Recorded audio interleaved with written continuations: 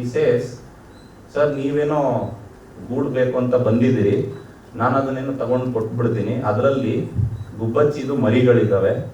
So ನಾಳೆ ದಿವಸ ಅಥವಾ ಸಂಜೆಗೆ ಆ ಅಮ್ಮ ಆ ಮರಿಗಳಿಗೋಸ್ಕರ ಊಟ ಏನು ಬೇಕೋ ಅದನ್ನು ತಗೊಂಡು ಬರಬೇಕಾದ್ರೆ ಆ ಮರಿಗಳಲ್ಲಿ ಇರೋದಿಲ್ಲ. ಆ ಮರಿಗಳು ಇಲ್ಲದೆ ಇರೋದನ್ನು ನೋಡಿ ಅದು ಸಾಕಷ್ಟು ಏನೋ ಕಷ್ಟದಲ್ಲಿ, ಅದರ ದುಃಖದಲ್ಲಿ ಅದರ ಒಂದು ಜೀವನನ ಸಾಗಿಸ್ಬೇಕಾಗುತ್ತೆ. ಹಾಗಾಗಿ ಅದನ್ನು ನನ್ನ ಕೈಯಲ್ಲಿ ನೋಡೋದಕ್ಕಾಗೋದಿಲ್ಲ ಸರ್ ಅಂತ ಈ ಸೇಸ್. ಸೊ ಆ ಒಂದು ಮೂಮೆಂಟಲ್ಲಿ ಇವನ್ ಏನೋ ಆ ಚೀಫ್ ಎಲೆಕ್ಷನ್ ಕಮಿಷನರ್ ಕೂಡ he was stunned with the ಏನೋ commitment of that shepherd.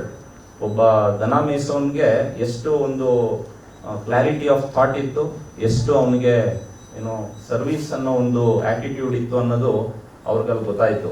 So ಹಾಗಾಗಿ ಈ ಗೇವ್ ಅಪ್ ಅಂಡ್ ಈ lived in guilt for at least 1 or 2 weeks.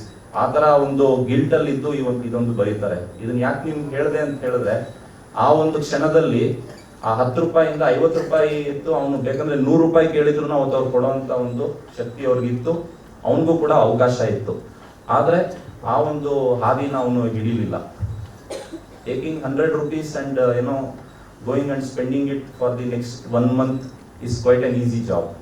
But what he wanted to do, what he wanted to express was something which is unique.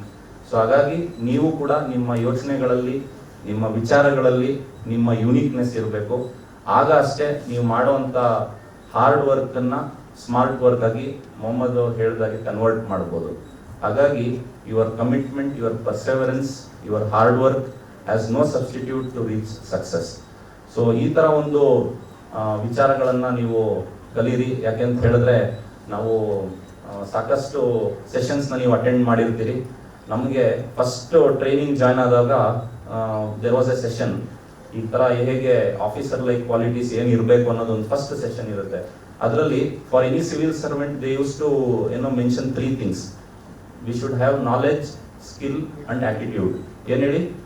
Knowledge, skill, attitude. ನಿಮಗೆಲ್ಲ knowledge ಇದೆ, you all have got plenty of skills also.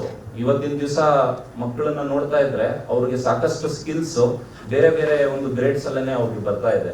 So you need to just change your attitude to have a service mindset. So ಅದನ್ನೇ that is what we all get trained in different academies. So ಈ ಥರ ಒಂದು ಆಟ್ರಿಬ್ಯೂಟ್ಸನ್ನು ನೀವು ಕೂಡ ಕಲಿತೀರಿ ಅಂತ ನಾನು ಭಾವಿಸಿದ್ದೇನೆ. ಹಾಗೂ ಈ ಒಂದು 50 ದಿವಸದ ಒಂದು ಏನು ತರಬೇತಿ ಇದೆ ಅದು ನಿಮಗೆಲ್ಲ ನಿಮ್ಮ ಪ್ರಿಪರೇಷನ್ ಮಾಡುವಂಥ ಹಂತಗಳಲ್ಲಿ that will be A guiding factor. ಸಾಕಷ್ಟು ಜನ ಅವರ ಒಂದು ಎಕ್ಸ್ಪೀರಿಯನ್ಸಸ್, ಅವರ ಒಂದು ವಿಸ್ಡಮ್ನ ನಿಮ್ಮ ಜೊತೆ ಶೇರ್ ಮಾಡ್ಕೊಂಡಿರ್ತಾರೆ. That will definitely come and wake you up when you are down. ಈ ಥರ ಯಾವುದೇ ಒಂದು ಇದು ಸಂಸ್ಥೆಗಳು ಇದನ್ನು ನಡೆಸ್ತಾ ಇದ್ದಾರೆ, ಅವರೆಲ್ಲರಿಗೂ ನಾನು ವಿಶೇಷವಾದ ಅಭಿನಂದನೆಗಳನ್ನ ಸಲ್ಲಿಸ್ತೀನಿ. ಅದರಲ್ಲೂ ಕೂಡ ಕರ್ನಾಟಕ ಸ್ಟೇಟ್ ಓಪನ್ ಯೂನಿವರ್ಸಿಟಿ ಈ ಒಂದು ಇನಿಷಿಯೇಟಿವ್ನ ತಗೊಂಡಿದ್ದಾರೆ. ಅವರು ಇನ್ನೂ ಹೆಚ್ಚಿನ ಒಂದು ಈ ಕಾರ್ಯಕ್ರಮಗಳನ್ನು ಮಾಡಲಿ, ನಮ್ಮಲ್ಲಿರುವಂಥ ಸಿವಿಲ್ ಸರ್ವಿಸ್ ಆಸ್ಪಿರೆಂಟ್ಸ್ ರೇಷಿಯೋನ ಇನ್ನೂ ಜಾಸ್ತಿ ಮಾಡಲಿ, ಇನ್ನೂ ಹೆಚ್ಚಿನ ಸಂಖ್ಯೆಯಲ್ಲಿ ನಮ್ಮ ಆಸ್ಪಿರೆಂಟ್ಸು ನಮ್ಮ ಜೊತೆಯಲ್ಲಿ ಕೆಲಸ ಮಾಡಿ, ನಮ್ಮ ಕಲೀಗ್ಸ್ ಆಗಿ ಕೆಲಸ ಮಾಡಲಿ ಅಂತ ನಾನು ಹಾರೈಸ್ತೀನಿ. ಅವ್ರು ಹೇಳಿದಾಗೆ ಇನ್ನೂ ಒಂದು 5-6 ವರ್ಷ, 2-3 ವರ್ಷದೊಳಗಡೆ ಅಥವಾ ನೆಕ್ಸ್ಟ್ ಇಯರ್ ಅಲ್ಲದೇನೆ ಇನ್ನೂ ಯಾರೋ ಇದರಲ್ಲಿರೋಂಥ ಒಂದು 2-3 ಆಸ್ಪಿರೆಂಟ್ಸ್ ನಮ್ಮ ಜಾಗನ ಅಲಂಕರಿಸಿ ನೀವೇ ಅವ್ರಿಗೆ ಒಂದು ಮೋಟಿವೇಶನ್ ಒಂದು ಸ್ಪೀಚನ್ನು ಕೊಡಬೇಕು ಅಂತ ನಾನು ಹಾರೈಸ್ತಾ ನನ್ನ ಮಾತನ್ನ ಮುಗಿಸ್ತೀನಿ. ನಮಸ್ಕಾರ. ಮ್ಯೂಸಿಕ್ ಪ್ಲೇ ಮಾಡೋದಾ?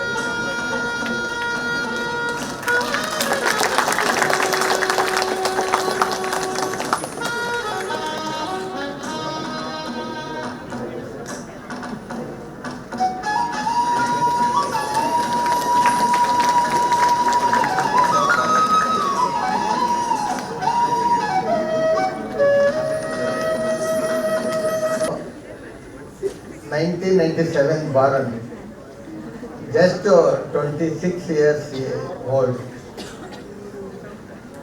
ನಮ್ಮ ಸತ್ಯನಾರಾಯಣ ಯಾಕೆ ಅವ್ರು ಕರೆಸಿದ್ರು ಅಂತಂದ್ರೆ,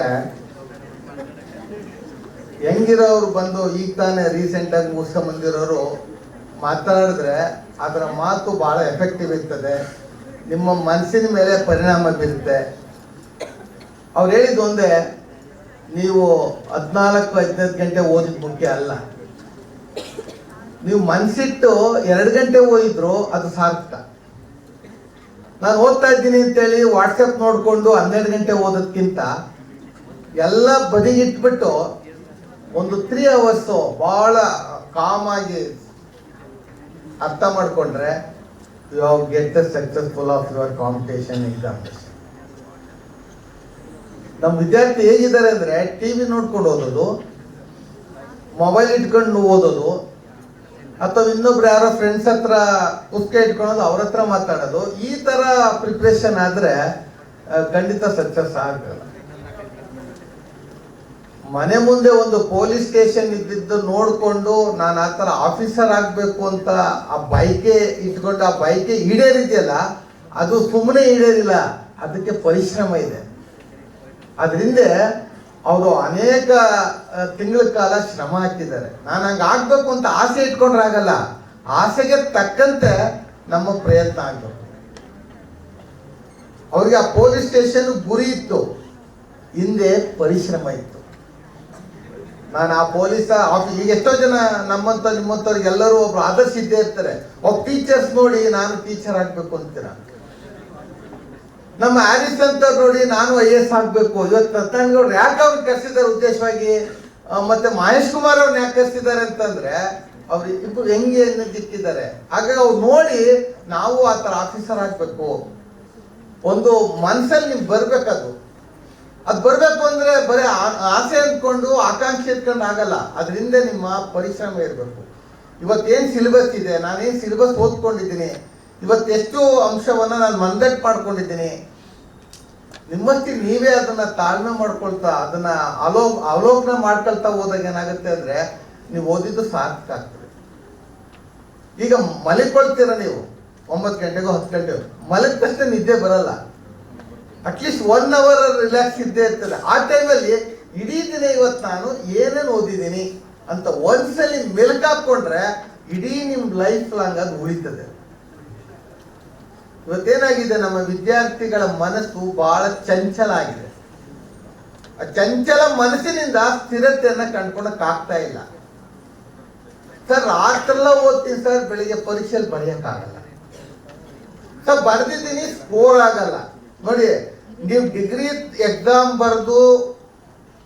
ಬರೆಯುವಂತ ಪರೀಕ್ಷೆಗೂ ಸ್ಪರ್ಧಾತ್ಮಕ ಪರೀಕ್ಷೆಯಲ್ಲಿ ಬರೆಯೋದಕ್ಕೂ ಬಹಳ ಅಧಿಗಜಾಂತರ ವ್ಯತ್ಯಾಸ ಇದೆ.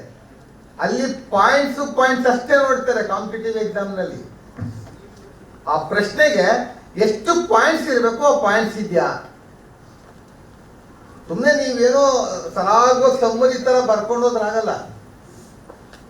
ವ್ಯಾಲ್ಯೂಟು ಮಾಡುವಾಗ ಕಾಂಪಿಟೇಟಿವ್ ಎಕ್ಸಾಮ್ದು ಅವ್ರಿಗೆ ಕೀ ಆನ್ಸರ್ ಇರ್ತದೆ, ಇಷ್ಟೇ ಪಾಯಿಂಟ್ಸ್ ಇರಬೇಕು ಅಂತ. ಆ ಪಾಯಿಂಟ್ಸ್ ಮೇಲೆ ಮಾರ್ಕ್ಸ್ ಕೊಡ್ತಾ ಹೋಗ್ತಾರೆ. ಆದರೆ ನಿಮ್ಮ ಡಿಗ್ರಿ ಒಳಗೆ ಏನೋ ಒಂದು ಬರ್ದಾಗ ಏನಾಗುತ್ತೆ ಅಂದರೆ 5 ಕೊಡುವಾಗ 5 ತಗೊಂಡಂಥ ಮಾರ್ಕ್ಸ್ಗೆ 3 ಕೊಡ್ಬೋದು, 4 ಕೊಡ್ಬೋದು. ಆದರೆ ಕಾಂಪಿಟೇಟಿವ್ ಎಕ್ಸಾಮ್ದಾಗ ನಮ್ಗೆ ಕೊಡೋಲ್ಲ. ಅದಕ್ಕೆ ನಿಮ್ಮ ಡಿಗ್ರಿ ಪದವಿ ಅಥವಾ ಸ್ನಾತಕೋತ್ತರ ಪದವಿಯ ಪರೀಕ್ಷೆನೇ ಬೇರೆ, ಸ್ಪರ್ಧಾತ್ಮಕ ಪರೀಕ್ಷೆನೇ ಬೇರೆ. 2 ಅಜಗಜಾಂತರ ವ್ಯತ್ಯಾಸ. ಸೊ ಅದು ಪರೀಕ್ಷೆ, ಇದು ಪರೀಕ್ಷೆ. ಆದರೆ ಇದು ಪದವಿಗೋಸ್ಕರ, ಆದರೆ ಇದು ಸ್ಪರ್ಧಾ. ಯಾಕೆಂದ್ರೆ 10 ಲಕ್ಷ 12 ಲಕ್ಷ ಅಪಿಯರ್ ಆಗಿರೋಂಥ ಸ್ಟೂಡೆಂಟ್ಸಿಗೆ ನಿಮ್ಮನ್ನು ಐಡೆಂಟಿಫೈ ಮಾಡಬೇಕು ಅಂದರೆ ಯಾವುದರಲ್ಲಿ ಅಂದರೆ ನಿಮ್ಮ ಪೇಪರಲ್ಲಿ ನೀವು ಬರೆದಿರೋಂಥ ಆನ್ಸರಲ್ಲಿ ಯಾವ ಪಾಯಿಂಟ್ಸನ್ನು ಹಾಕೊಂಡು ಬರೆದಿದ್ದಿಲ್ಲ ಅದ್ರ ಮೇಲೆ ನಿಮ್ಮ ಐಡೆಂಟಿಟಿ ಆಗ್ತದೆ. ಅದನ್ನು ಆ ಆನ್ಸರ್ ಬರೀಬೇಕು ಅಂದಾಗ ನೀವೇನು ಮಾಡಬೇಕಾಗ್ತದೆ ಅಂದರೆ ಲೈಬ್ರರಿಯಲ್ಲಿ ಒಳ್ಳೊಳ್ಳೆ ಪುಸ್ತಕವನ್ನು ಓದಬೇಕಾಗ್ತದೆ.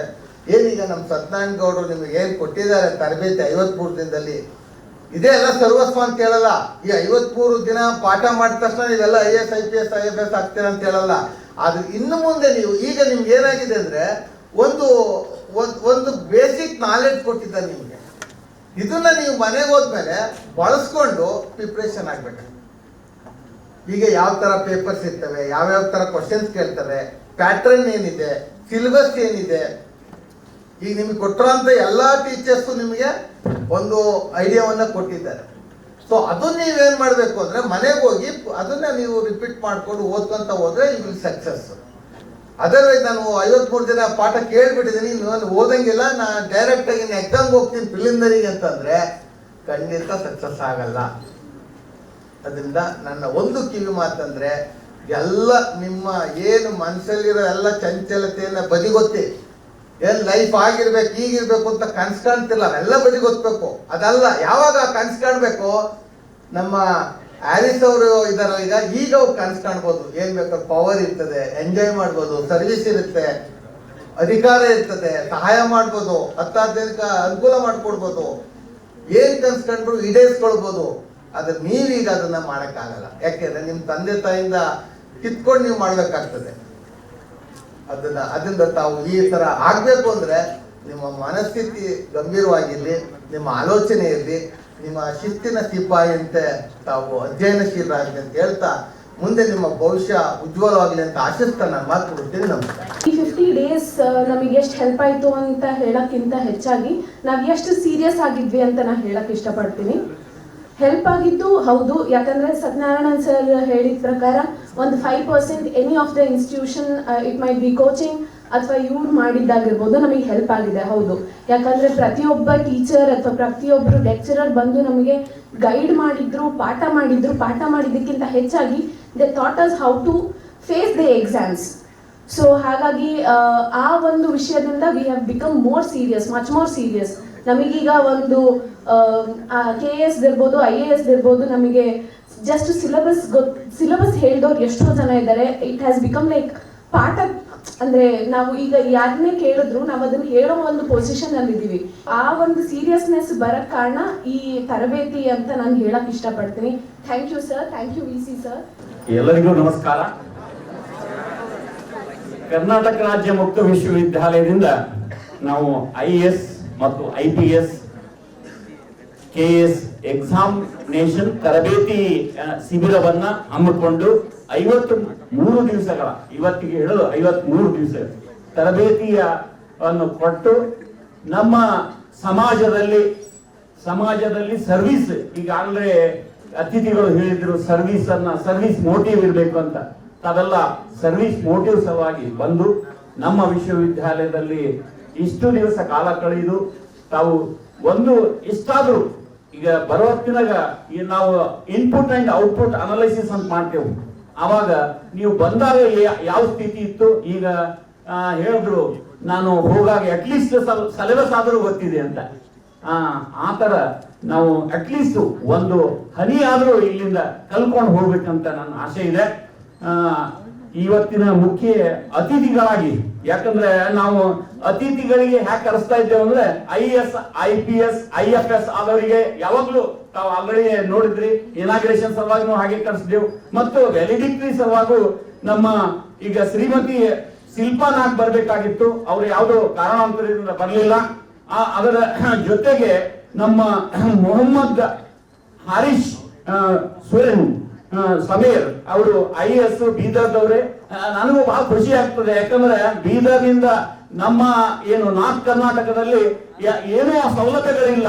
If you compare the south Karnataka, north Karnataka is very backward, especially the education also. ಆದ್ರೂ ನಾವೆಲ್ಲ ಎದ್ದು ಈ ತರ ಬಂದಿದ್ದೇವಲ್ಲ ಅಂದ್ರೆ ನಾವು ಹೆಮ್ಮೆ ಪಡಬೇಕಾಗ್ತದೆ. ಯಾಕಂದ್ರೆ ಅಲ್ಲಿ ಮ್ಯಾಥಮೆಟಿಕ್ಸ್ ಅದನ್ನೆಲ್ಲ ನಾವು ಸಣ್ಣ ಪರ್ಸೆಂಟ್ ಮಾಡಿದ್ರು ನಮಗೆ ದಾರಿ ತೋರಿಸೋದೇ ಯಾರು ಇದ್ದಿಲ್ಲ. ಹಾಗಾಗಿ ಅಲ್ಲಿಂದ ಬಂದು ನನಗೆ ಬಹಳ ಖುಷಿ ಅನಿಸ್ತು. ನಾವು ನಿಮ್ಮ ಬೀದರ್ದವರೇ ಸರ್ ಅಂದ್ರೆ ಖುಷಿ ಅನಿಸಿ ನನಗೆ ಬಹಳ ಹಿಂಗಿನಿಂದ ಅಂದ್ರೆ ನಾನು ಅವರಷ್ಟು ಏಜ್ ಡೌನ್ ಅಂತ ಈಗ ಖುಷಿ ಆಗ್ತಾ ಇದೆ. ನಾನು ಬೀದರ್ ಭೂಮರೆಡ್ಡಿ ಕಾಲೇಜಿನಲ್ಲಿ ಅವ್ರ ಮನೆ ಹತ್ರನೇ ಇದ್ದೆ ಅಂತ ನನಗೀಗ ಗೊತ್ತಿಲ್ಲ. ಅವ್ರ ಮನೆ ನಮ್ಮ ಮನೆ ಸಮೀಪ ಇತ್ತು, ಹತ್ತ ದರ್ವಾಜ ಅಂತ ಬರ್ತದಲ್ಲೇ. ಅಲ್ಲಿಂದ ನಾನು ಓದ್ತಾ ಇದ್ದಾಗ ನಾನು ಬೀದರ್ DC ಆಗ್ಬೇಕು ಅಂತ ಅವಾಗ ಕನ್ಸು ಕಾಣ್ತಿದ್ದೆ, ಬೀದರ್ DC ಆಗ್ಬೇಕು ಅಂತ. ಬೀದರ್ DC ಆಫೀಸಿಂದ ಭೂಮರೆಡ್ಡಿ ಕಾಲೇಜ್ ಹೋಗ್ಬೇಕಾದ್ರೆ ರೈಲ್ವೆ ಸ್ಟೇಷನ್ ಇತ್ತು, ಅಲ್ಲಿಂದ ಹೋಗ್ತಿದ್ದೆವು. ಎವ್ರಿ ಡೇ DC ಆಗ್ಬೇಕು ಅಂತ ವಿಚಾರ ಮಾಡ್ತಿದ್ದೆ. ಬಟ್ ಮ್ಯಾಥಮೆಟಿಕ್ಸ್ ನಲ್ಲಿ ಚೆನ್ನಾಗಿ ಪಾಠ ಮಾಡ್ತಿದ್ರು ನಮ್ಮ SB ಪಾಟೀಲ್ ಅಂತ ಹೇಳಿ. ಅವಾಗ ಸೆಂಟ್ ಪರ್ಸೆಂಟ್ 89% ತೆಗೆದೆ ನಾನು. ಅವಾಗ ಎಲೆಕ್ಟ್ರಾನಿಕ್ಸ್ ಪಾಸ್ ಆದ್ರೆ. ಬಟ್ ಆದ್ರೂ ಏನೋ ನನ್ನ ಗುರಿಯನ್ನ ಚೇಂಜ್ ಆಯ್ತು. ಆವಾಗ ನಮ್ಮ ಸರ್ವಪಲ್ಲಿ ರಾಧಾಕೃಷ್ಣ ಮತ್ತು ನನ್ನ ಏನು ಇವರು APJ ಅಬ್ದುಲ್ ಕಲಾಂ ಅವರು ನನ್ನ ಆದರ್ಶ ಆದ್ರು. ಹೀಗಾಗಿ ಅಂದ್ರೆ ಇವೆಲ್ಲ ಯಾಕೆ ಹೇಳ್ತಾ ಇದ್ದೀನಿ ಅಂದ್ರೆ ನಿಮ್ಗೆ ಆ ಮೋಟಿವೇಶನ್ ಬರ್ಲಿ ಅಂತ ಇಲ್ಲಿ ಕೂರ್ಸಿದೆ. ಯಾಕಂದ್ರೆ ಗಣ್ಯ ವ್ಯಕ್ತಿಗೆ ಅಂದ್ರೆ ಆ ಗಣ್ಯ ವ್ಯಕ್ತಿಗಳ ಆಗಿ ತಾವೂ ಆಗ್ಬೇಕು ಅಂತ ನನ್ನ ಆಸೆ ಇದೆ. ಪ್ರತಿಯೊಬ್ಬರಲ್ಲಿ ಆ ಭಾವನೆ ಇರಬೇಕು. ಅಂದ್ರೆ ವಿವೇಕಾನಂದ ಹೇಳ್ತಾರೆ, ಏನು ನಮ್ಮ ಗುರಿ ಇರಬೇಕು, ಏರಿ ಎತ್ತೇಳಿ ಎಲ್ಲಿವರೆಗೆ ಅಂದ್ರೆ ನಿಮ್ಮ ಗುರಿ ಮುಟ್ಟುವರೆಗೆ. ನಿಮ್ಮಲ್ಲಿ ಗುರಿನೇ ಇಲ್ಲ ಅಂದ್ರೆ ಏನು ಮುಟ್ಟಂಗಿಲ್ಲ ನೀವು. ಅದರ ಸಲುವಾಗಿ ಈ ಹರೀಶ್ ಅವರು ಮತ್ತ ಮಹೇಶ್ ಕುಮಾರ್ ಅವರು ವಿತ್ ಎಕ್ಸಾಂಪಲ್ ಹೇಳಿದ್ರು. ಅಂದ್ರೆ IFS ಆಗ್ಬೇಕಾದ್ರೆ ನಾನು ಹೇಳಿದೆ ಅವರಿಗೆ, ಎಲ್ಲಿನವರು ಸರ್ ಅಂದ್ರೆ ಬೆಂಗಳೂರಿನವರೇ ಅಂತ. ಅವರು ಅವರ ಅನುಭವ ಮತ್ತು 2011 ಬ್ಯಾಚ್ ನಿಂದ 13 ವರ್ಷದಿಂದ ಸರ್ವಿಸ್ ಮಾಡ್ತಾ ಇದ್ದಾರೆ. ಅವರು ನಮ್ಮ ಯಾಕಂದ್ರೆ ಕರೆಗೆ ಒಟ್ಟು ಬಂದು ನಮ್ಮ ಏನು ವಿದ್ಯಾರ್ಥಿಗಳಿಗೆ ಮೋಟಿವೇಶನ್ ಮಾಡಿದ್ರಲ್ಲ, ಈ ಮೋಟಿವೇಶನ್ ಮಾಡೋದೇ ಬಹಳ ಇಂಪಾರ್ಟೆಂಟ್. ಅಂದ್ರೆ ಆ ಮೋಟಿವೇಶನ್ ಸಸ್ಟೈನೇಬಲ್ ಆಗಿರಬೇಕು ಲೈಫ್ ನಲ್ಲಿ. ಯಾವಾಗ್ಲೂ ನಾನು ಮತ್ತೊಂದು ಹೇಳ್ತೀನಿ, ನಿಮ್ಗೆ 3 Tಗಳನ್ನ ನೆನ್ಪಿಟ್ಕೊಳ್ಬೇಕು ನೀವು. Trust trust your self, trust true for your work, try for your higher future. That is ಅದು ವಿವೇಕಾನಂದ ಹೇಳ್ತಾರೆ. Try true trust that is very important. ನಾವು ನಮ್ಮನಲ್ಲೇ ಟ್ರಸ್ಟ್ ಮಾಡಂಗಿಲ್ಲ. ಯಾರು ಹೇಳ್ತಾರೆ ಇವ ಏನು IAS ಆಗ್ತಾನೆ, ಇವ ಏನು ಆಕ್ಚುಲಿ 2000 VC ನಾನೇ ಹೆಮ್ಮೆ ಹೇಳ್ಕೊಳಂಗಿಲ್ಲ. ಬಟ್ ಬೀದರ್ದಿಂದ ಯಾರು VCಗಳಾಗಿಲ್ಲ. ನನಗೇನ್ ಅಂತಿದ್ರು ಅವಾಗ 2017ರಲ್ಲಿ 12ರಲ್ಲೇ ನಾನು ರಿಜಿಸ್ಟರ್ ಇವ್ಯಾಲ್ಯೂಯೇಷನ್ ಆದೆ. ಗುಲ್ಬರ್ಗಾ ವಿಶ್ವವಿದ್ಯಾಲಯದಲ್ಲಿ ರಿಜಿಸ್ಟರ್ ಇವ್ಯಾಲ್ಯೂಯೇಷನ್ ಆದೆ. ಏನೋ ಕಾರಣಾಂತರದಿಂದ ರಿಜಿಸ್ಟರ್ ಇವ್ಯಾಲ್ಯೂಯೇಷನ್ 3 ವರ್ಷ ಮುಗಿಸಿ ರಿಜಿಸ್ಟರ್ ಆದೆ 15 ದಿವಸ. ಅಲ್ಲಿಂದ ತೆಗೆದು ಬಿಟ್ರು. ಮತ್ತೆ ನಾನು ದಾವಣಗೆರೆ ವಿಶ್ವವಿದ್ಯಾಲಯದ ರಿಜಿಸ್ಟರ್ ಆದೆ. ಅಲ್ಲಿಂದ ವೈಸ್ ಚಾನ್ಸಲರ್ ಆದೆ. ಅಂದ್ರೆ ಮನುಷ್ಯ ಛಲ ಬಿಡಬಾರ್ದು. ಛಲ ಬೇಕು ಶರಣಂಗೆ ಪರ ದೈವ ಬಲ್ಲೆನೆಂದು ಅಂತ. ಛಲ ಬೇಕು ಶರಣಂಗೆ ಪರಧನವೂ ಬಲ್ಲೆನೆಂಬ. ಅಂದ್ರೆ ಎಕ್ಸಾಂಪಲ್ ಹೆಂಗ್ ಹೇಳಿದ್ರು ಅವರು ಏನು ದನ ಕಾಯೋ ಹುಡುಗ ಅವನ ಬಳಿ ಎಷ್ಟು ಛಲ ಇತ್ತು ಅಂದ್ರೆ ನಾನು ಕೊಡಂಗಿಲ್ಲಪ್ಪ ಅಂತ. ಆ ಸಣ್ಣ ಮಕ್ಕಳು ಎಲ್ಲಿ ಹೋಗ್ಬೇಕು, ತಾಯಿ ಬಂದ್ರೆ ಹುಡುಕಾಡಿ ಬಂದ್ರೆ ಎಲ್ಲಿ ಹೋಗ್ತವೆ. ಅದರ ಸಲುವಾಗಿ ಅಂತ ಛಲ ಬೇಕು. ಬೇರೆಯವ್ರ ದೈವ ಬೇಡ, ಬೇರೆಯವ್ರ ದನ ಬೇಡ. ಆ ಛಲ ಅವತ್ತು ಕಂಟಿನ್ಯೂಸ್ ಆಗಿರ್ಬೇಕು. ನಿಮ್ಮ ಗುರಿಯನ್ನ ಮುಟ್ಟುವವರೆಗೆ ಕಂಟಿನ್ಯೂಸ್ ಆಗಿ ಆ ಛಲವಿರ್ಬೇಕು. ಇವರು ನಮ್ಮ ಅತಿಥಿಗಳು ಇಬ್ರು ಬಹಳ ಚೆನ್ನಾಗಿ ಮಾತಾಡಿದ್ರು. ಬಟ್ ಅವ್ರ ಅನುಭವಗಳು ಹೇಳಿದ್ರು. ನೀವು ಯಾವಾಗ್ಲೂ ಏನ್ ಮಾಡ್ಬೇಕು, ಅನುಭವಗಳನ್ನ. ಈಗ ಸರ್ವಪಲ್ಲಿ ರಾಧಾಕೃಷ್ಣನ್ ಯಾವಾಗ್ಲೂ ನನ್ನ ಮನಸ್ಸಿನಲ್ಲಿ ಇಟ್ಟು ನಾನು ಪ್ರೆಸಿಡೆಂಟ್ ಆಗ್ಬೇಕಂತೀನಿ. ಯಾಕಂದ್ರೆ he was A professor in the philosophy year. ಅವರು ನಾನು ಪ್ರೆಸಿಡೆಂಟ್ ಆಗ್ಬೇಕು. ಮೊನ್ನೆ ನನಗೆ ಮಡಿಕೇರಿಯಲ್ಲಿ ಟಿವಿ ಸ್ಟೇಷನ್ ಅಲ್ಲಿ ಟಿವಿ ಸಂದರ್ಶನ ವೇಳೆ ನೀವು ಮುಂದೆ ಏನ್ ಮಾಡ್ಬೇಕಂತ್ರಿ ಸರ್, ನಾ ಪ್ರೆಸಿಡೆಂಟ್ ಅವ್ರಿಗೆ ದಿಗ್ಭ್ರಮೆ ಆಗ್ತು. ಆಗ್ಲಿ ಪರವಾಗಿಲ್ಲ, ಅಂದ್ರೆ ನನ್ನ ಆಶೆ ಇದೆ ಪ್ರೆಸಿಡೆಂಟ್ ಆಗ. ಅಂದ್ರೆ ಹಾಗೆ ನಿಮ್ಮಲ್ಲಿ ಹುಮ್ಮಸ್ಸಿರ್ಬೇಕು. ಅಂದ್ರೆ ಎಷ್ಟೋ ಹುಡುಗರು ನನಗೆ ಜ್ವರ ಬಂತು ಸರ್, ಅದು ಆಯ್ತು ಅಂದ್ರೆ ಸತತವಾಗಿ ಪ್ರಯತ್ನ ಇರಬೇಕು. ಈಗ ನಿಮ್ಮಲ್ಲಿ ಯಂಗ್ ಅಂಡ್ ಎನರ್ಜೆಟಿಕ್ ಈ ಟ್ರಾನ್ಸಿಷನ್ ಪೀರಿಯಡ್ ಇರ್ತದೆ ತಮ್ಮಲ್ಲಿ. ಆ ಟ್ರಾನ್ಸಿಷನ್ ಪೀರಿಯಡ್ ನಲ್ಲಿ ಎಲ್ಲಾ ಕಡೆ ಗಮನ ಕೊಡದೆ ನಮ್ಮ ಗುರಿಗ ಗಮನ ಕೊಡಬೇಕು. ನಾವು ಯಾವ ಅಂದ್ರೆ ಕಣ್ಣು ಕಟ್ಕೊಳ್ಬೇಕು. ನಾವು ನಮ್ಮಲ್ಲಿ ಗುಲ್ಬರ್ಗಾನಲ್ಲಿ ಕುರಿಗಳ ಚಕ್ರಗಳನ್ನ ಇದ್ದು ಶರಣಬಸವೇಶ್ವರ ಟೆಂಪಲ್ ನಿಂದ ಸೂಪರ್ ಮಾರ್ಕೆಟ್ ಊರಿಗೆ ಕಣ್ ಕಟ್ತಿದ್ರು. ಅವು ಏನ್ ಮಾಡ್ತಿದ್ರು ಅಂದ್ರೆ ಕೂಡಿಸ್ತಿದ್ರು ಜನರಿಗೆ. ಆಟೋಗಳಲ್ಲಿ ಹ್ಯಾಂಡ್ ಕೊಡ್ತಿರಲ್ಲ, ಆ ಕೂಡಿಸ್ತಿದ್ರು. ಅವ ಚಕ್ರ ಶರಣಬಸವೇಶ್ವರ ಹೋಗ್ತಿದ್ದ, ಬಿಡ್ತಿದ್ದ, ಮತ್ತೆ ಬರ್ತಿತ್ತು. ಅಂದ್ರೆ ನಮ್ಮ ಗುರಿ ಏನೇನು, IAS ಡೆಫಿನೆಟ್ ಆಗ್ಬೇಕು, IPS ಆಗ್ಬೇಕು. ಅಂತ ಗುರಿಗೆ ನಾನು ಇಟ್ಕೊಳ್ಬೇಕು. ಆ ಗುರಿ ಇಟ್ಕೊಂಡ್ರಂದ್ರೆ ಆ ಗುರಿ ಪ್ರಕಾರ ದುಡಿಬೇಕು.